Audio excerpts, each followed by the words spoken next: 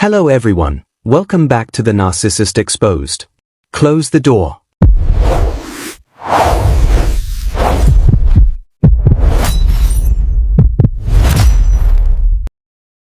Because what we are about to discuss is not something the narcissist ever wanted you to find. This is the information they counted on you never possessing, the precise, documented psychological knowledge of what makes them flinch. What makes them afraid? What makes them look at you and feel something they cannot control? There is a specific moment, a moment that survivors describe with the same language across thousands of separate testimonies, when the dynamic inverts. When the person who held the power, who weaponized it, who distributed and withheld it like currency, suddenly feels it drain from their hands. And what fills the space where their power used to live is something ancient and primal, fear. The narcissist is not afraid of many things. They have constructed their entire psychology as a fortress against vulnerability. They have trained themselves to dominate social spaces, to read people like maps, and to always position themselves as the most powerful presence in any room they enter. Fear is the one thing they insist they do not feel. But they do feel it. In very specific circumstances. Triggered by very specific things. And those things, those 8 precise, psychologically documented triggers, are what this video is entirely about. Because you deserve to know what actually reaches them. What actually lands behind the armor. The haunting question driving every second of this video is this: what does a person who has spent their entire life controlling others look like when the control fails? What does the mask look like from behind? And what does it take, specifically, precisely, practically, to make a narcissist see you and feel the ground shift beneath their certainty? This is not about becoming dangerous. This is not about aggression or retaliation or any form of direct confrontation. What we are discussing today is something far more sophisticated than any of that. We are discussing the specific qualities, behaviors, and psychological postures that register in the narcissist system as a genuine threat to everything they depend on. You were never supposed to know this. The narcissist's entire operational model depends on you remaining unaware, reactive, confused, emotionally accessible, and orbiting their gravity. The moment you understand what they fear, the geometry of the entire relationship changes. And it changes permanently. Thousands of survivors have described the moment they shifted. The moment something in them settled into a new position, calmer, clearer, more rooted than before, and watched the narcissist register it. Watched the calculation in their eyes. Watched the performance stutter. Watched something very close to panic flicker across a face that was never supposed to show it. That shift is not accidental. It is not luck. It is the product of specific internal and external changes that speak directly to the narcissist's deepest psychological vulnerabilities. And every single one of those changes is available to you. Right now. Today. Without asking the narcissist's permission for any of it. By the end of this video, you will not just understand what makes a narcissist afraid when they see you. You will understand why that fear is the clearest possible signal that you are finally, fully, irrevocably free. Let's begin. Before we name the 8 ways, we must understand the architecture of narcissistic fear, because it does not operate like ordinary fear. A healthy person fears genuine threats, loss, harm, danger. The narcissist fears something entirely different. Something more specific. Something that lives at the intersection of exposure and loss of control. At the core of every narcissistic personality is what psychologists describe as a profound, pre-verbal terror of being seen, truly seen, without the protection of the false self. The grandiosity, the charm, the dominance, the carefully managed image. All of it is a fortress built around a core that cannot survive full exposure. They are terrified of being known. This is why the narcissist is so invested in controlling your perception of them. Your belief in their version of themselves is not vanity, it is survival. If you see through the performance, if you look at them clearly and without the lens they installed in you, the entire psychological structure they depend on begins to destabilize. Way 1, unshakable eye contact. This sounds deceptively simple. But the quality of your gaze is one of the most powerful signals a human being can transmit. The narcissist is accustomed to eyes that flinch, that look away, that carry the slight downward cast of someone managing their own anxiety in the narcissist's presence. Eyes that are steady, clear, and completely unafraid communicate something they have no reliable defense against. That steady gaze communicates, "I see you." Not the performance. Not the mask. Not the carefully curated version you present to the world. I see what is underneath it. And I am not afraid of what I see. That communication, wordless, immediate, undeniable, lands in the narcissist's nervous system as a threat before their conscious mind has time to construct a response. Way 2. The absence of anxiety in their presence. The narcissist feeds on the nervous energy of others. The slight tremor in your voice. The over-explained response. The body language of someone managing discomfort. This energy is supply. It confirms their power, their significance, their ability to affect you. When it is absent, they are confronted with a void where their power used to register. The calm is not performed. Performed calm is detectable and actually produces more agitation in both parties. Real calm comes from a fundamental internal shift, the moment you stop needing anything from the narcissist. Not their approval. Not their validation. Not their acknowledgement of what they did. When the need dissolves, so does the anxiety.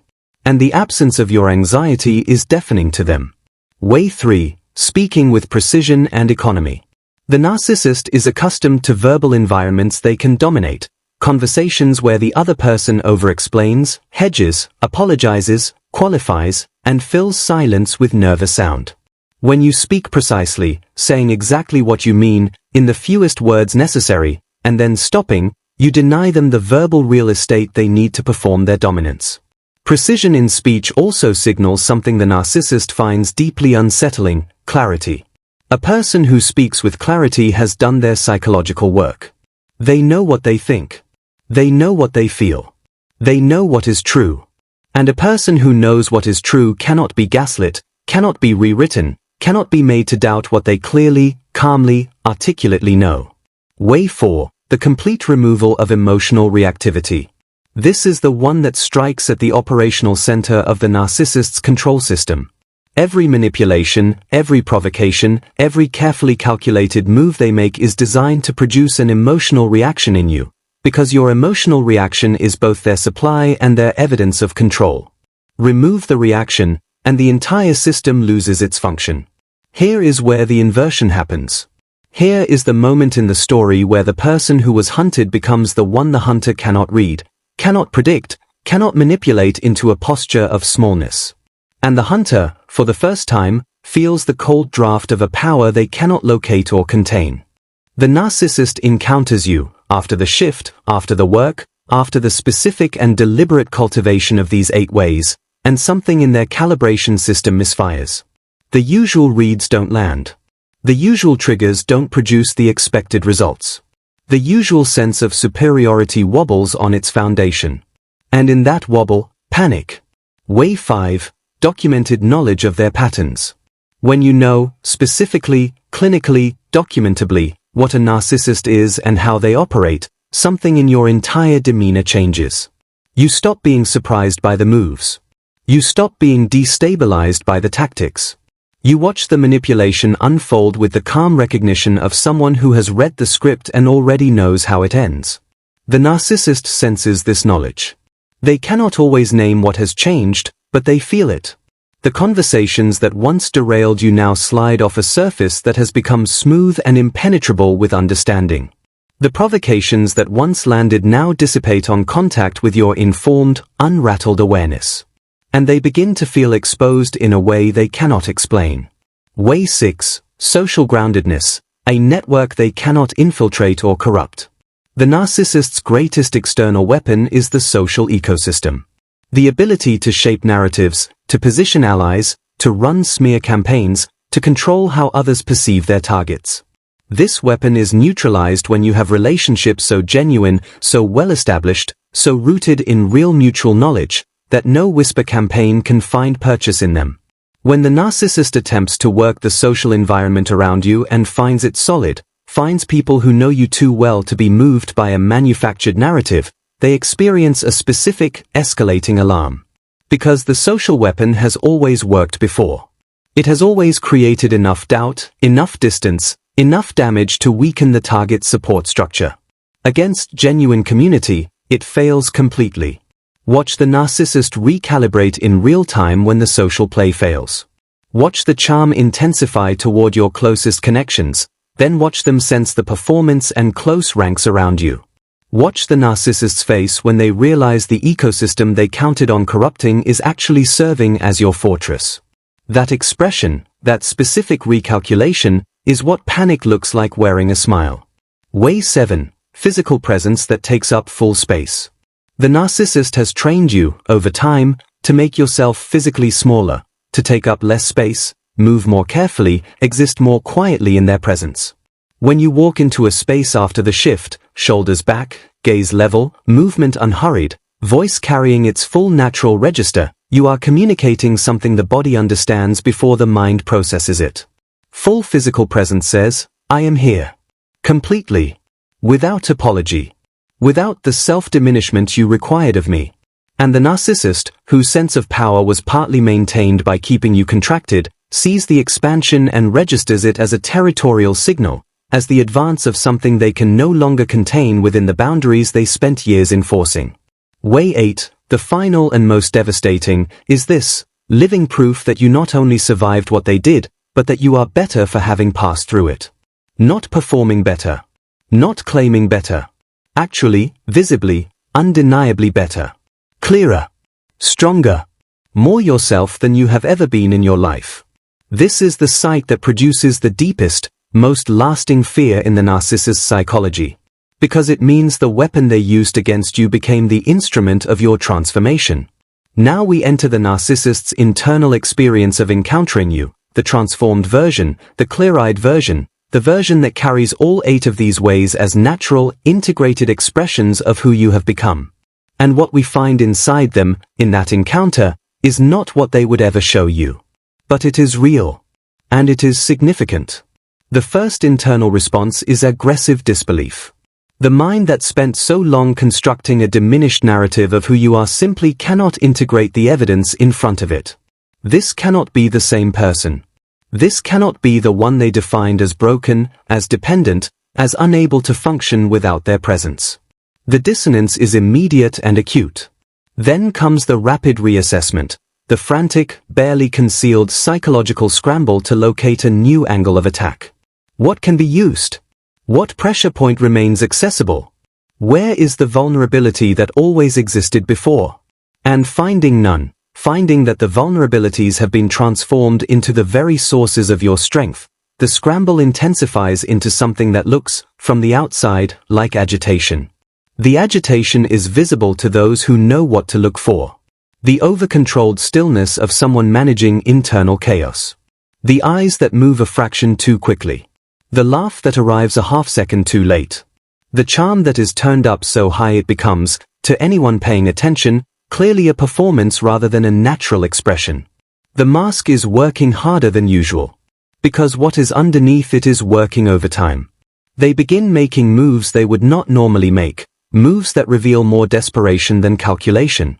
Reaching out through channels they previously closed. Sending messages with just enough ambiguity to allow denial if the response is rejection. Engineering situations where they might encounter you, not from a position of power, but from one of reconnaissance. They are trying to understand what happened to you. Because they need to know if it can be undone. It cannot be undone. This is the truth they are beginning to sense but cannot yet accept. Because the changes they are encountering in you are not tactical. They are not a performance designed for their benefit. They are structural, built into the foundation of a person who has done the interior work of genuine healing. And genuine healing, unlike a coping strategy, does not collapse under pressure. The social consequences begin crystallizing. Mutual contacts who once provided the narcissist with information about you, who once served, perhaps unknowingly, as supply lines for their need to monitor and manage the aftermath of the discard, begin drifting. Not because you asked them to, but because the energy of a person who is genuinely thriving is magnetic in ways that gradually realign social gravity. The narcissist watches their intelligence about your life dry up. Watches the channels close. Watches the story they were tracking, the story of your anticipated collapse, refuse to follow the script they wrote for it. And in the absence of the collapse they needed, they are left with only one conclusion: the discard did not work the way it was supposed to. And that is a failure their psychology absorbs as a wound. Inside, beneath all the performance and the reassessment and the desperate recalibration, something else is happening, something quieter and more corrosive.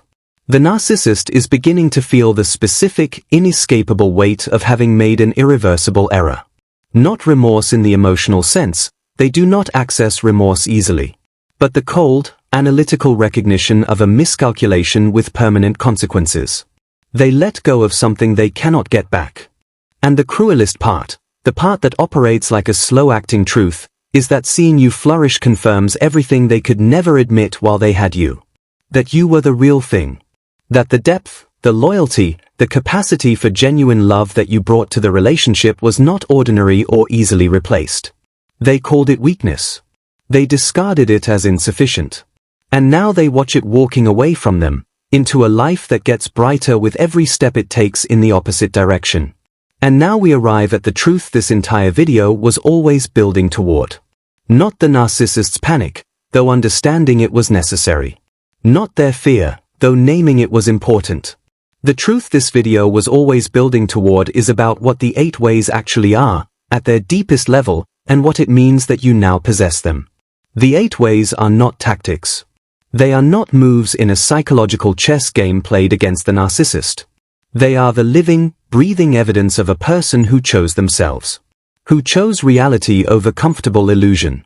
Who chose the difficulty of genuine healing over the familiarity of a wound kept open because it was the only intimacy available. The steady gaze is not a weapon, it is the natural expression of someone who has nothing to hide and nothing to fear.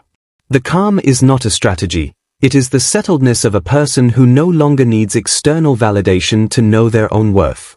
The precise speech is not a tactic, it is the voice of someone who has reclaimed their own narrative from the person who spent years rewriting it. The absence of emotional reactivity is not coldness, it is the hard-won piece of someone who understands the mechanism of manipulation and has chosen to step outside its reach. The documented knowledge is not a weapon, it is the clarity that comes from replacing confusion with understanding, self-doubt with self-knowledge, fog with clear and uncompromising sight. The social groundedness is not a fortress built against the narcissist, it is the natural result of investing, genuinely and consistently, in relationships built on mutual truth rather than performed perfection. The full physical presence is not a statement, it is the body's natural expression when the person inside it has finally stopped apologizing for existing. And the living proof of transformation, the 8th and final way, that is simply what happens when a person commits to their own healing with the same totality that the narcissist once demanded they commit to their own diminishment. It is what you become when you redirect the enormous energy you spent managing someone else's ego back toward the construction of your own life. The narcissist's fear of you is not the goal. It is the shadow that follows when the goal, your genuine, full, unapologetic healing, is achieved. You do not pursue their fear. You pursue your freedom. And the fear follows, because freedom in someone they tried to imprison is the one thing their psychology was never built to withstand. Share this with the person who has just started to feel the shift happening inside them, who is somewhere between the person the narcissist defined and the person they are reclaiming. Tell them, the shift is real. The ground you feel becoming solid beneath you is real. The clarity arriving at the edges of the fog is real. Keep going. It gets clearer. It gets steadier. It gets irrevocably yours. You do not need to become frightening. You do not need to become hard or cold or strategically terrifying. You simply need to become, completely, courageously, without apology or permission, yourself. Your fully inhabited, clearly seeing, deeply rooted self. And that self, to someone who depended on your smallness to feel large, will always be the most terrifying thing in the room. They wanted you confused so they could be your clarity. They wanted you small so they could be your sky. They wanted you afraid so they could be your courage. But you found your own clarity. You grew into your own sky. You discovered a courage that does not require their permission and does not disappear when they withdraw their approval. You became the thing they feared most, someone they could not define. And that person? That person is never going back.